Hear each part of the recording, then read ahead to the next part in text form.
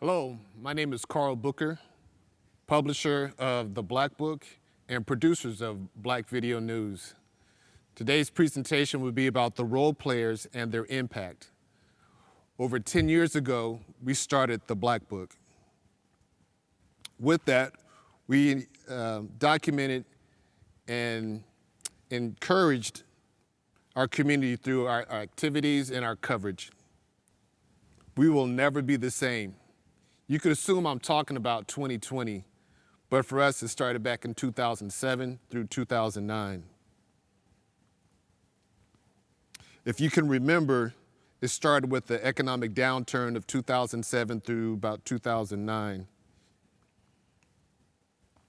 In 2009 of January, Obama was sworn in as President of the United States. Shortly after that, the Tea Party in February was formed, which is no longer, but they're still in existence to a degree now. Another big event was June of that same year. Michael Jackson dies, which is a turning point for a lot of people as far as where were they at that time. A lot of people remember just as much as what happened for Obama, but also where were they when Michael Jackson died. Avista Products is the name of my company. We went from being a client-driven company to more of a community-driven organization. So that changed a lot for us in 2009. We established a partnership with several of our community stakeholders, including the Chamber and some of the other nonprofit organizations. And we started the Blackbook, our event coverage in late 2009, early part of 2010. That later on in 2012, Trayvon Martin was shot and killed. This is also a prelude to the Black Lives Matter movement. But before we go any further, let's go back to the beginning. This child is not me, but this is the origin. This is where it all started. Why does this matter? For me, I was the last born. And for those that are into family dynamics, you have different roles. For me, not realizing until much later in life, I was needy and to a degree selfish, but it also formed my character to this day.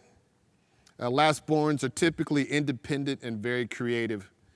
To this level, that is me. To the degree that I am independent in my thinking and very creative, and at times I lack fear.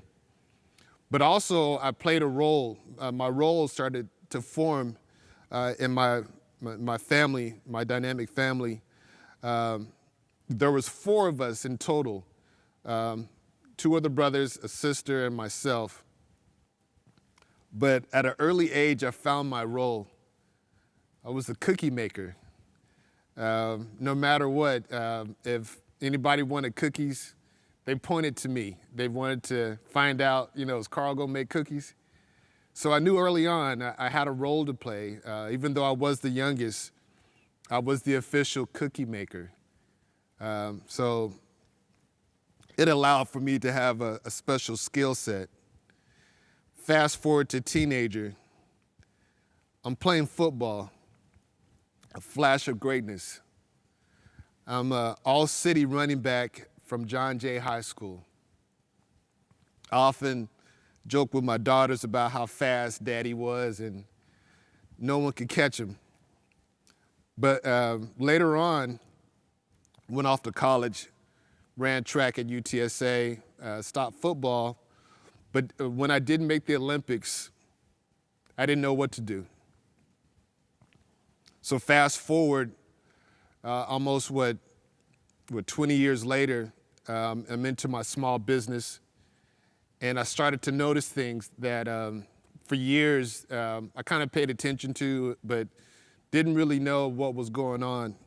So there's an element that I think that we all are concerned about, and how do we move forward as an individual, as a community, as a company. But I started to recognize things that I was not taught in school or even in the business world. But I want to play a quick video from Plato. I was not taught this in high school or college, but I think it's very important to why we're here today. What is reality? Knowledge? The meaning of life? Big topics you might tackle figuratively, explaining existence as a journey down a road or across an ocean, a climb, a war, a book, a thread, a game, a window of opportunity, or an all too short-lived flicker of flame. 2,400 years ago, one of history's most famous thinkers said life is like being chained up in a cave, forced to watch shadows flitting across a stone wall. Pretty cheery, right? That's actually what Plato suggested in his Allegory of the Cave, found in Book 7 of the Republic, in which the Greek philosopher envisioned the ideal society by examining concepts like justice, truth, and beauty. In the allegory, a group of prisoners have been confined in a cavern since birth with no knowledge of the outside world. They are chained facing a wall, unable to turn their heads, while a fire behind them gives off a faint light. Occasionally, people pass by the fire carrying figures of animals and other objects that cast shadows on the wall. The prisoners name and classify these illusions, believing they're perceiving actual entities. Suddenly, one prisoner is freed and brought outside for the first time. The sunlight hurts his eyes, and he finds the new environment disorienting. When told that the things around him are real, while the shadows were mere reflections, he cannot believe it. The shadows appeared much clearer to him, but gradually his eyes adjust until he can look at reflections in the water, at objects directly, and finally at the sun, whose light is the ultimate source of everything he has seen. The prisoner returns to the cave to share his discovery, but he is no longer used to the darkness and has a hard time seeing the shadows on the wall. The other prisoners think the journey has made him stupid and blind, and violently resist any attempts to free them. Plato introduces this passage as an analogy of what it's like to be a philosopher trying to educate the public. Most people are not just comfortable in their ignorance, but hostile to anyone who points it out. In fact, the real-life Socrates was sentenced to death by the Athenian government for disrupting the social order, and his student Plato spends much of the Republic disparaging Athenian democracy, while promoting rule by philosopher kings. With the cave parable, Plato may be arguing that the masses are too stubborn and ignorant to govern themselves. But the allegory has captured imaginations for 2,400 years because it can be read in far more ways. Importantly, the allegory is connected to the theory of forms developed in Plato's other dialogues, which holds that, like the shadows on the wall, things in the physical world are flawed reflections of ideal forms, such as roundness or beauty. In this way, the cave leads to many fundamental questions, including the origin of knowledge, the problem of representation, and the nature of reality itself. For theologians, the ideal forms exist in the mind of a creator. For philosophers of language viewing the forms as linguistic concepts, the theory illustrates the problem of grouping concrete things under abstract terms. And others still wonder whether we can really know that the things outside the cave are any more real than the shadows. As we go about our lives, can we be confident in what we think we know? Perhaps one day a glimmer of light may punch a hole in your most basic assumptions. Will you break free to struggle towards the light, even if it costs you your friends and family? Or stick with comfortable and familiar illusions? Truth or habit? Light or shadow? Hard choices, but if it's any consolation, you're not alone. There are lots of us down here.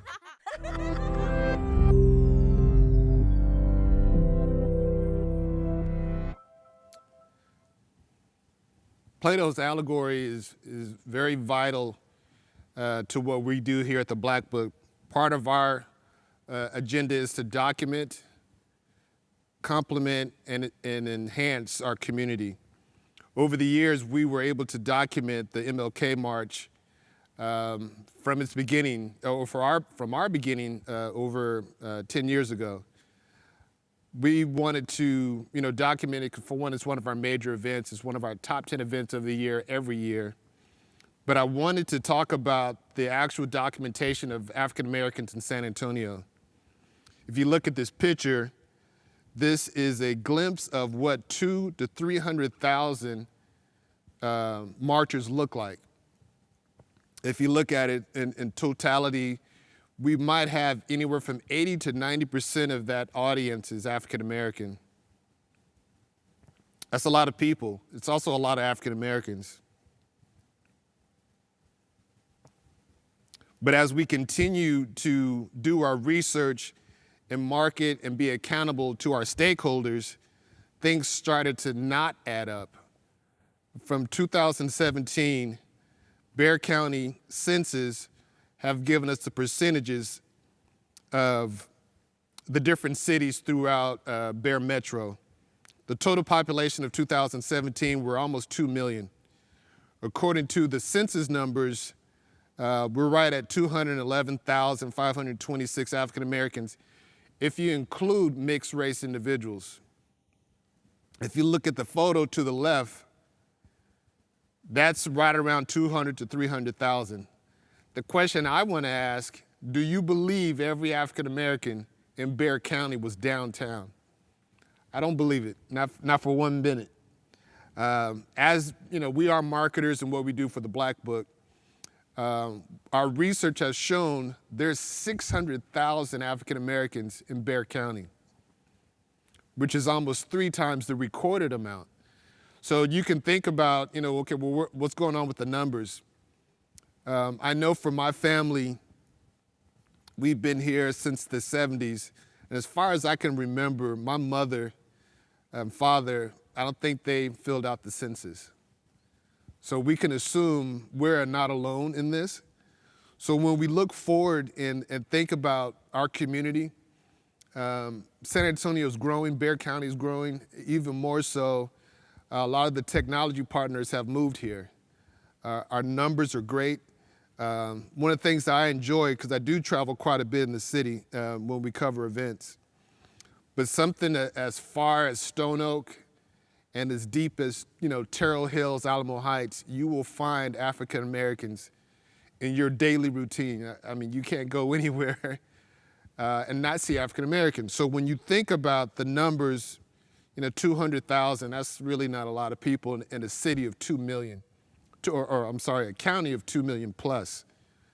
I believe we're closer to what Facebook has shown us, which is around 600,000. A lot of that is not included in our census, but you can look at Converse having the highest percentage of African Americans, 27%.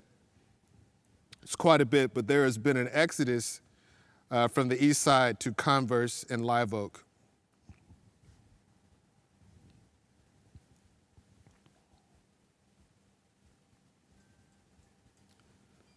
The document, the Blackbook, why we're here. Every year we produce a book or annual report that features some of the most influential individuals for that year. This year in particular, for 2020, we featured the judges.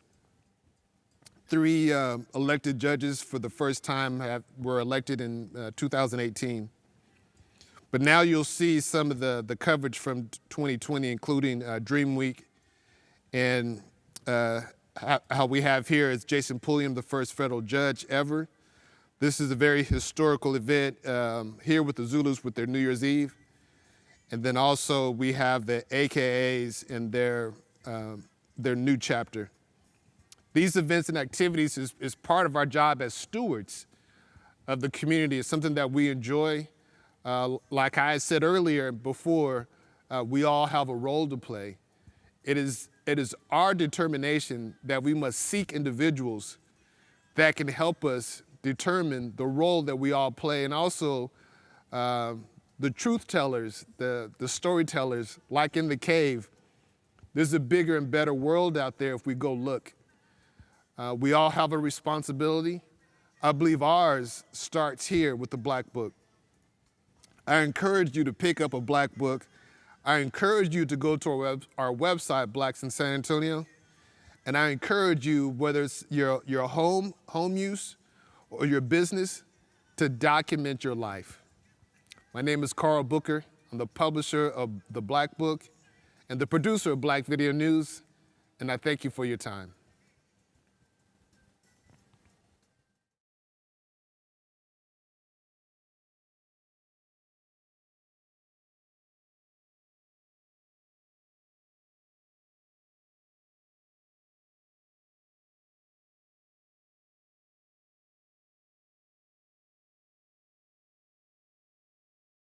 What are your plans for 2021?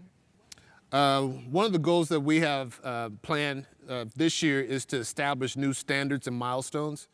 Of course, we reached a milestone early in 2020 with our 10th year, but one of the things that we want to do is to show some of our organizations how to create events and fulfill events in this new COVID era through production and through lighting and different types of internet-based features. So we wanted to help establish some of the standards for that. What advice would you give someone that maybe has found themselves with some of the same obstacles that you told us about? I think for us, the most important thing that I've learned is that failures are teaching lessons. I think a lot of times when people see where we are now, they have no idea how many things we failed at. I definitely look at them as lessons learned. I know early on in the pandemic, we had some live streams that didn't go well. And that's when we learned about the digital divide. We learned that the broadband in our community, in particular on the east side, was not where we needed to be. Not only was it a problem for us as a business, it became a problem for the students. So we learned and had some conversation with some community stakeholders, and we were able to address some of those issues, and now we feel real comfortable in how we move forward, not only as a company, but as a community. What is the legacy you plan on leaving? The legacy I would like to leave is the Black Book and Black Video News. Right now, we do have a nonprofit called Blackbook Studios. Blackbook Studios is really for the community. Long after I'm gone, we need to make sure the documentation continues. The book that we produce every year is guaranteed not to fall apart for 25 years. So you can handle this book for the next 25 years every day, and it will not fall apart. We need to make sure that level of excellence continues, that we have people that will contribute, whether it's photographers, videographers, storytellers. We need them to submit their stories. Like the allegory, we need to make sure that truth is told 25, 30 years from now, whether we have the internet or not, or how we access the internet. The printed word will always be there for future generations.